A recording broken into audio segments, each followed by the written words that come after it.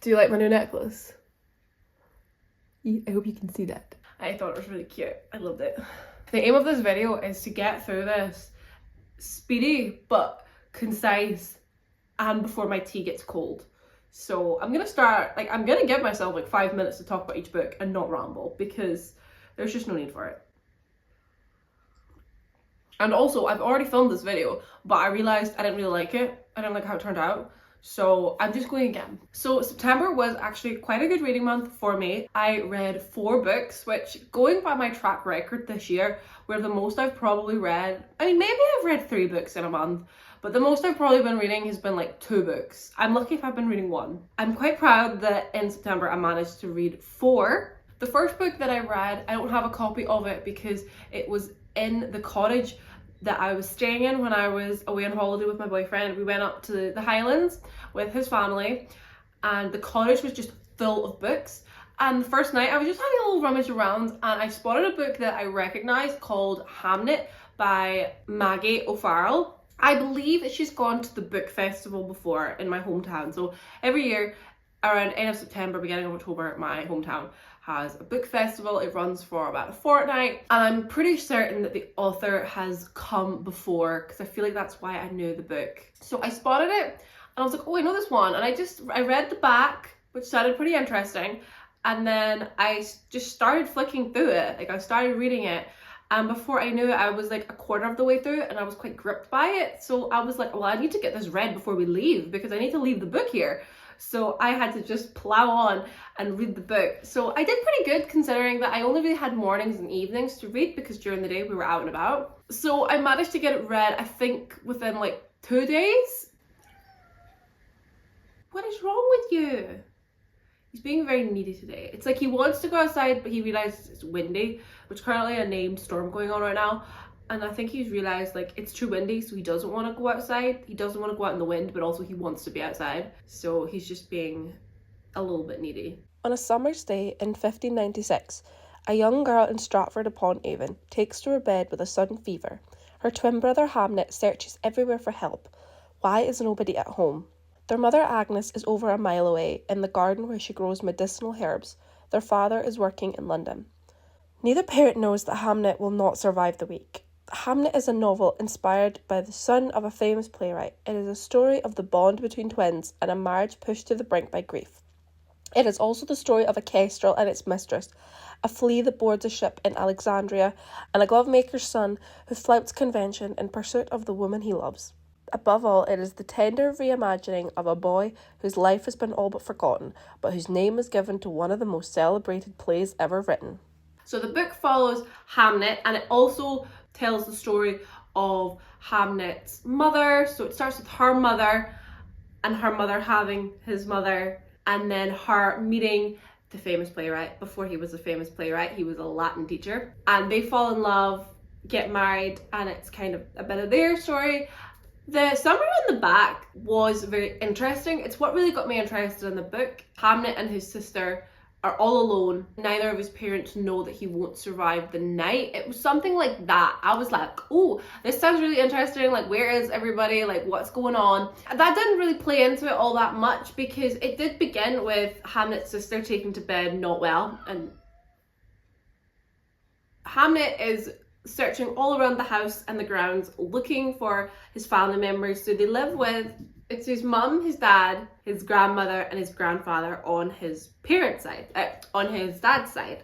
So they all live together, and his older sister, and it's his twin sister that's not very well. So she takes off to bed. He's going around looking for all the adults, and it's like, where are they all? And it kind of gave you a story of like where each person was at the time. Like, his father's away in London, his grandpa's not in his workshop where he usually would always be, his gran and his older sister are away to town, and his mum's, is she beekeeping? She's with bees. So the whole idea of them being on their own doesn't last for very long because everyone starts to arrive back. So I was like, oh, they're back already. That's okay. And then the story kind of follows on with, like I say, stories from his mum's past and his parents meeting each other. And then the story leads up to basically the creation of Hamlet, the play. The mother goes to see, that's how the book ends, is the mother goes to see the play about her son. I rated it 5 stars. I did think it was pretty good. I enjoyed it. I was gripped by it. think it was different than what I was expecting the summary to be from what I read in the back of the book. It was a little bit different, but that's okay. I still really enjoyed it. It was quite good. I was quite interested in all the characters. I enjoyed like seeing like his mum's past and how she came to be, and it was good. It was pretty good. A little bit frustrating at times. The last quarter of the book maybe was a little bit annoying. Not annoying, but some characters made shitty choices. But they were all dealing with their grief. I don't really want to spoil the book for you, but I think they were just all dealing with their grief in different ways. But it was good. I did enjoy it. I thought it was a good book. I'd recommend it. It was quite sort of light-hearted, I would say. Sort of. It was different. It was different probably than what I've maybe read before, but I liked it. I did like it, and I thought the story was pretty good. And I don't even really know the story of Hamlet, so I don't know anything about him. Next up was another book that I did read as well while I was on holiday, and it was a book that I took with me called The Hunting Party by Lucy Foley. I had been wanting to read this book for years, and then one day I was in a charity shop and I got this book for like probably about £1, but I was so excited that I finally got a copy of it. And it was actually very fitting because the story takes place in the Scottish Highlands in a remote estate where a group of friends are spending New Year together, and there's the main lodge, which is the sort of like the function room and a kind of communal area, and then there's all the little individual cabins, and then there's a couple of staff members who live on the site. So there's Heather, who sort of takes to do with all the bookings and looking after the guests, and then there's Doug, the gamekeeper. So it was probably one of my favourite types of mysteries where it's a closed setting. There is a snowstorm comes in, so nobody can leave and nobody can get in, so it's whoever's up there is stuck there. You learn from the very first chapter, which is set on January the 2nd. It is the chapters that are now, and we discover that one of the guests is missing, and at the end of the chapter, Doug the gamekeeper appears and says, "I found the missing guest, they're dead." And then the book jumps back and forward between now, which is the 2nd of January, and then, which begins on the 30th of December. And that starts with the group of friends are traveling together up to this lodge. It was so fitting reading this book while also up in the Scottish Highlands. I wasn't staying in a lodge, I was staying in a cottage, but I think it was just quite immersive that as I was looking out the window, I was seeing just hills, so remote and isolated, and it was just basically the same thing. It was so fitting. It was probably the perfect book to take with me. One thing I really loved about this book was that we didn't find out who died until the then chapters caught up to the murder. We do figure out the gender at some point when Doug takes Heather where the body is, and they can tell that this person has been murdered because there's strangulation marks around their neck.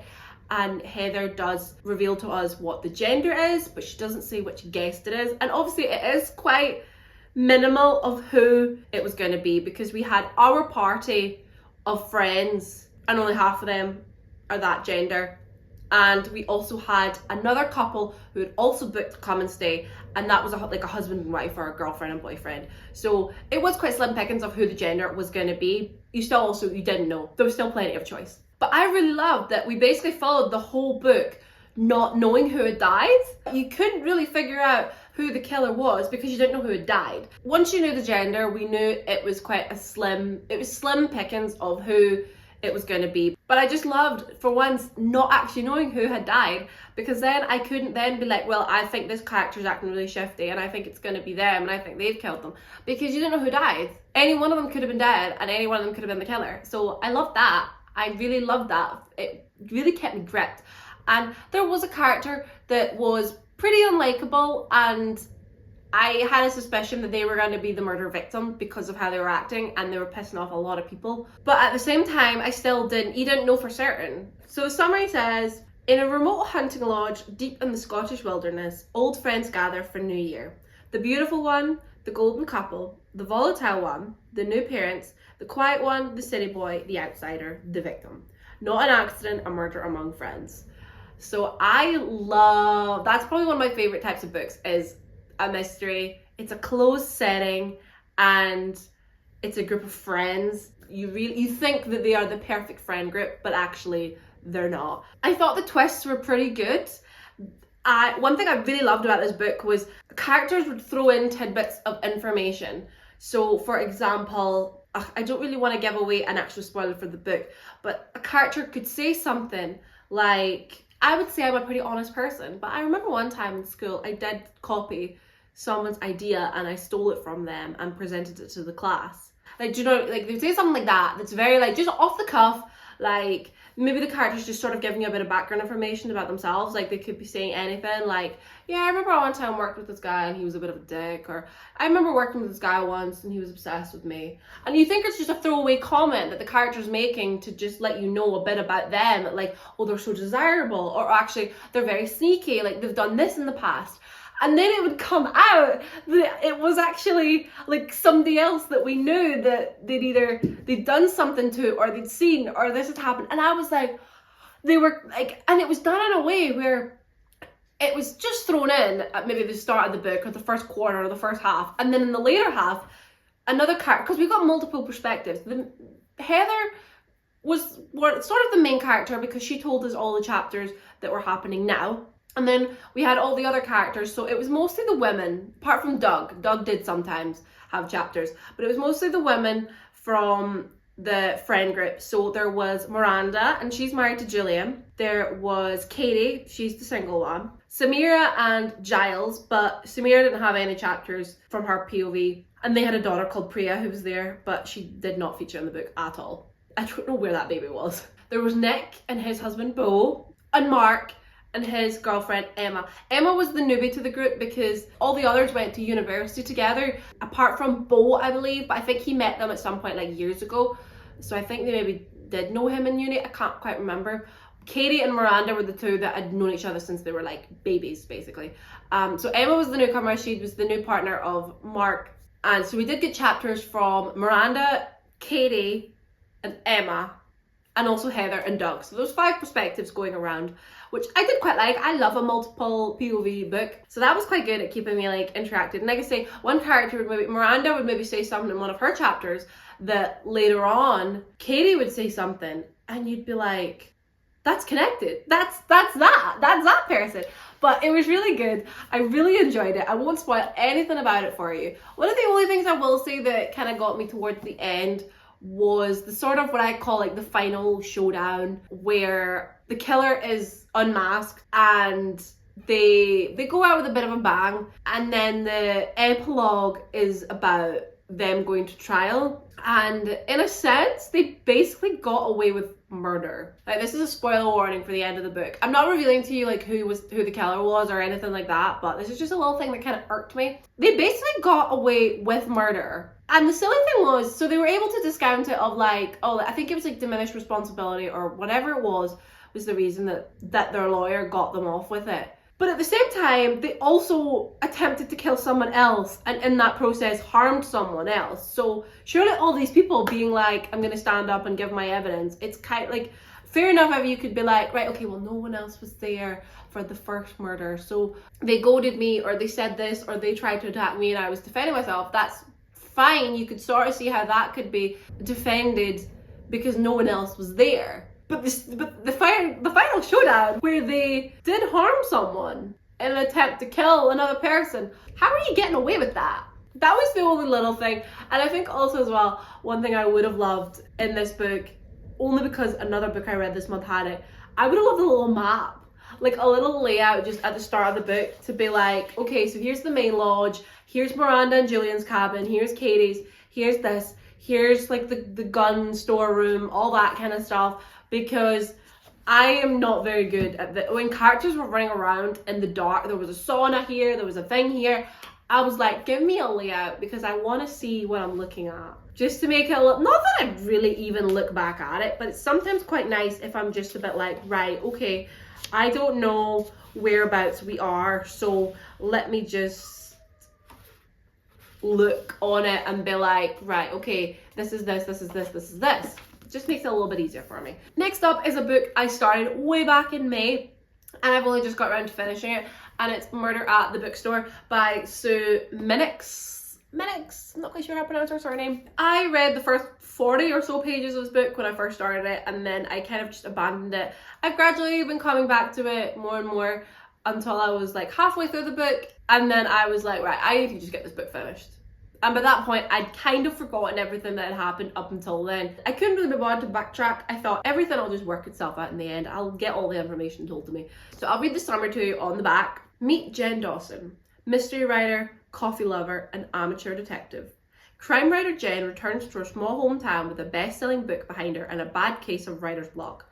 Finding sanctuary in the local bookstore with an endless supply of coffee, Jen waits impatiently for inspiration to strike. But when the owner of the bookstore dies in mysterious circumstances, Jen has a real-life murder to solve. The stakes are suddenly higher when evidence places Jen at the scene of the crime and the reading of the will names her as the new owner of the bookstore. Can she crack the case and clear her name before the killer strikes again? I was really interested by this book, and then I started it, and I think I was a little bit... This is my, like, maybe it's an unpopular opinion, I don't know. This is just one of my opinions on things.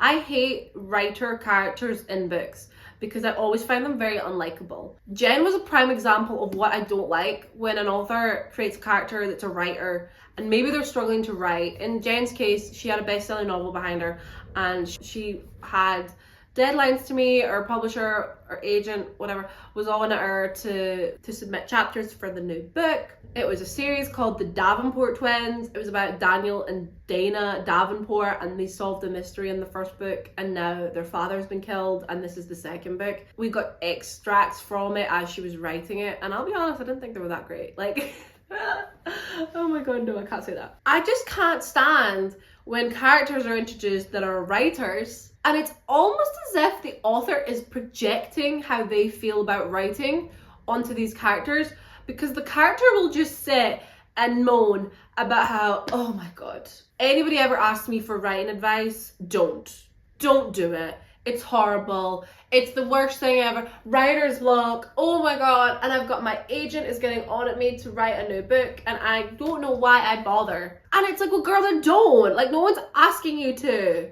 Well, yeah, your agent is asking you to, but just be like, fuck it. I don't want to be a writer anymore. As someone who loves to write, and obviously I'm not an author, I don't know what it's like to write for deadlines. I'd probably hate it. I probably too would suffer from ye old writer's block. But I think just as someone who loves to write, and I could write just all the time, anytime, random stuff, random shit. Maybe it's not any good, maybe it is. Who knows? I just find it so annoying when characters that are writers just moan about writing. You don't enjoy it? Like, you don't love your work?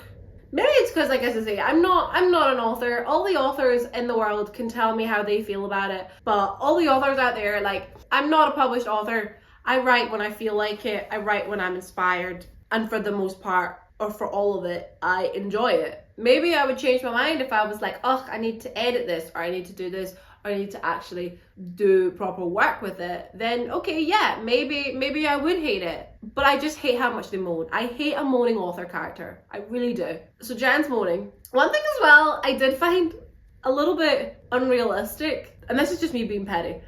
Everywhere she went, now she could be in a gas station or anywhere the plot took her. So while she was solving the mystery of who killed her friend, anytime she would bump into a character, they'd be like, hey, aren't you that writer? And she'd be like, yeah, I am. And it was like, girl, it was giving JB Fletcher in Murder, She Wrote, where they're like, you're that mystery writer, JB Fletcher. I think I love Jessica Fletcher, and I love Murder, She Wrote. When it's Jessica, when it's JB Fletcher, she can do no wrong in my eyes. So I absolutely believe that everybody knows who she is.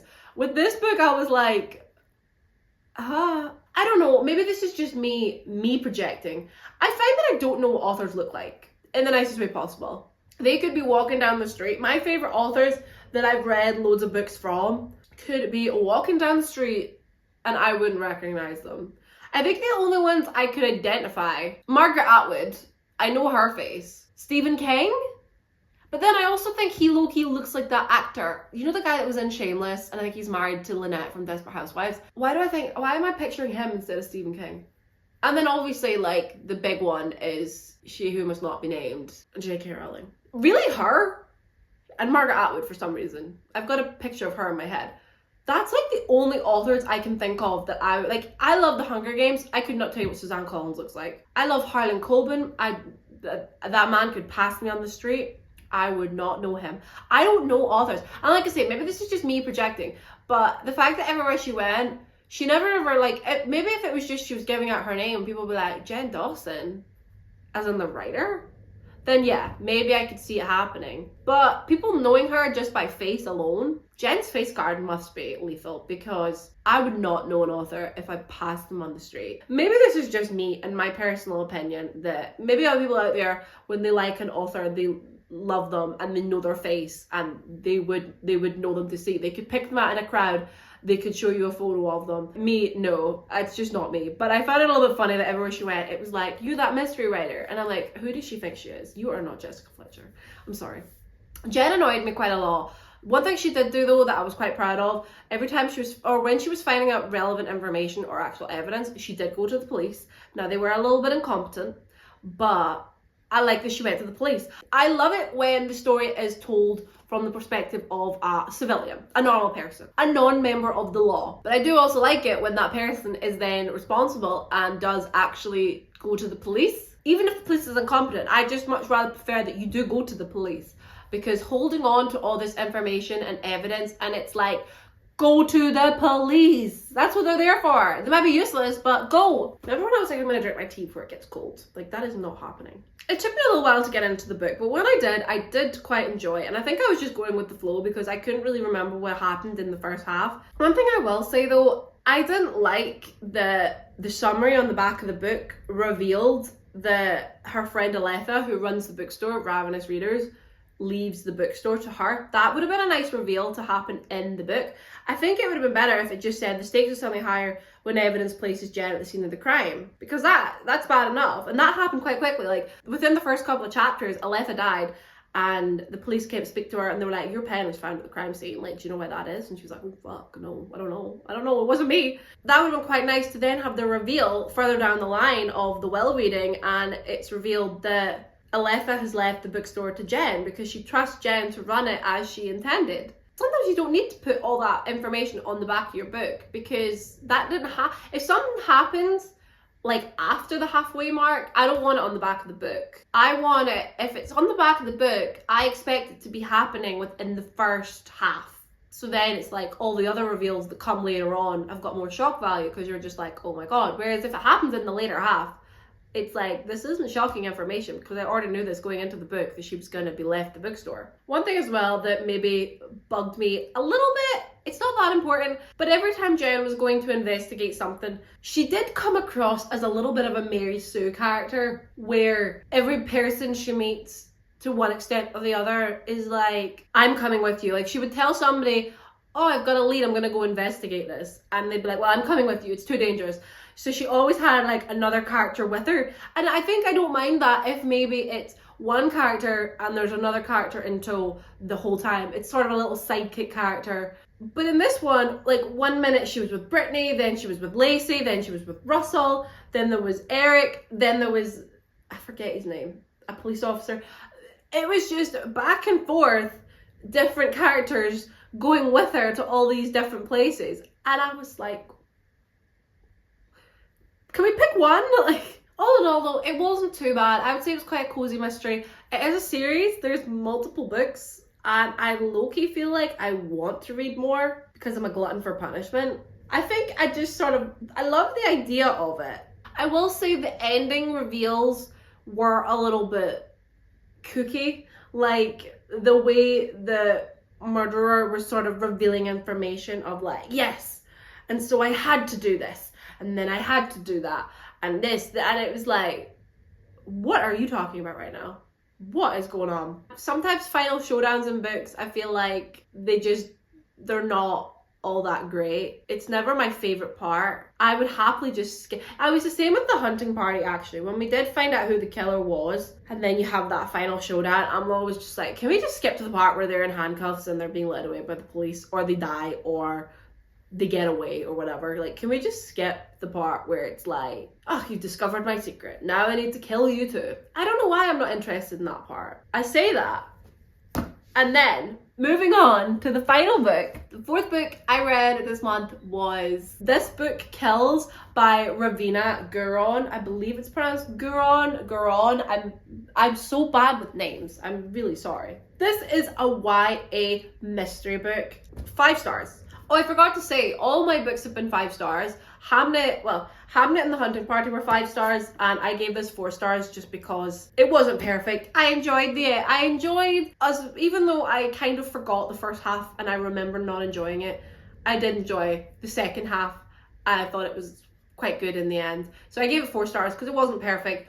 This, 5 stars, 10 out of 10, top tier. My favourite book that I read this month. It was a YA fiction, it was a YA mystery, and I loved it. It has reaffirmed my love I have for YA books because there's something so good about them when they're well written. I love it. And the fact this book was set in a boarding school, I really enjoyed that as well. I don't think I've ever read a book that's set in a boarding school. I loved it. I want more books. I need people to tell me more like academic YA books set in a boarding school because I need that. I need to consume that. I am obsessed. I want it. I need it. I loved it. This book was so good. This book kills. This book was so good. I will read the back to you, give you an idea what it's about. When Hugh Henry Van Boren, one of the most popular and richest kids in Jess Chowdhury's school, is found dead, the student body is left wondering who the murderer could be. Jess, a student under strict instructions to keep her record clean or risk losing her scholarship, finds herself at the centre of the investigation when it's revealed that Hugh died in the exact same way as a character in a short story she wrote. And then Jess receives an anonymous text thanking her for the inspiration. With time running out, Jess knows if she doesn't solve this mystery, she'll finally have something in common with Hugh. She'll be dead too. This book was amazing. I love the characters.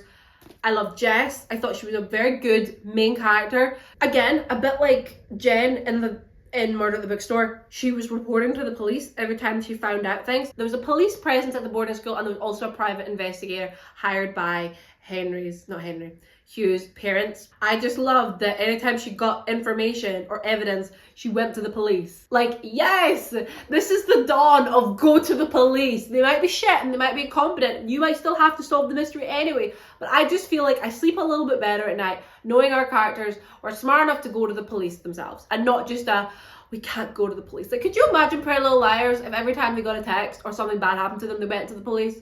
Like, every single time, and they didn't just hold on to that information. I think that's one thing that really bugged me about that show. I just think, I don't know what it is. Maybe it's just me. I have it drilled into my head to be like an honest person, and if anything bad happens, go to the police.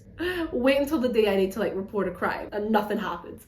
This book, I cannot sing its praises enough. It was so good. I feel it was a good, mixed, diverse cast of characters. Loved that it was set in a boarding school. I think it's just made me be like, I need to consume more of this. I really do. I thought the mystery was good. There was also a secret society called the Regia Club. I don't know if I'm pronouncing that right. They're basically a club or a secret society that has existed in the school for like hundreds of years, and ex-students have now moved on and they have positions of power, they have money and wealth, they put money into the school. So because of that, the club kind of rules the school a little bit. I also love that there was a map. Not that I needed to look at it that often, but I love a map just to get an idea of the layout. There is another book by Ravena called Catch Your Death, and I think I saw it. I bought this book in the works, and I believe I saw it when I was getting this book, and I was tempted to buy both at the same time, but then I thought, what if I don't like this one? Or what if I don't like one of them? I don't like her writing style, and I then don't want to read the second one. But honest to God, I wish I'd bought them both, because this honestly might be one of my new favorite authors, because it was just so good. I read it in like 2 days maybe, which was quite good for me. I just flew through it. I was gripped from the start. I just loved the mystery of it, getting sent texts from different sources. You didn't know who to trust. Everybody was acting a bit suspicious. Everyone's alibi was I was in my room by myself studying. And the reveal came and I was like, what? So I loved it. I just really thought it was a really, really, really good book. Twists, turns, it was great. It was really, really, really, really great. I don't even know what else to say. So 5 stars. Ravena, she might be one of my new favorite authors just because I thought it was really good. Really good. This little cat right here is just, I don't even know if you can see him properly. He is sleeping. You're so sleepy. So that was all the books that I read in September. 3 5-stars and 1 4-star, which that's pretty good. That is a good, I like those odds. I like those innings. I like those results. That was good. So far I haven't read anything in October, but it's only just started, so I have time. Thank you so much for watching this video. It's another long, me trying to be like, I'm going to dedicate 5 minutes to each book. But no, here we are again. Big long video. I can't help it. I just love to talk. I love to chit chat. So thank you so much for watching this video. If you'd like to follow me on any of my socials, they are linked below. And I will see you in my next video, whatever that may be. Bye. Look at your little sleepy boy. Look at your little sleepy.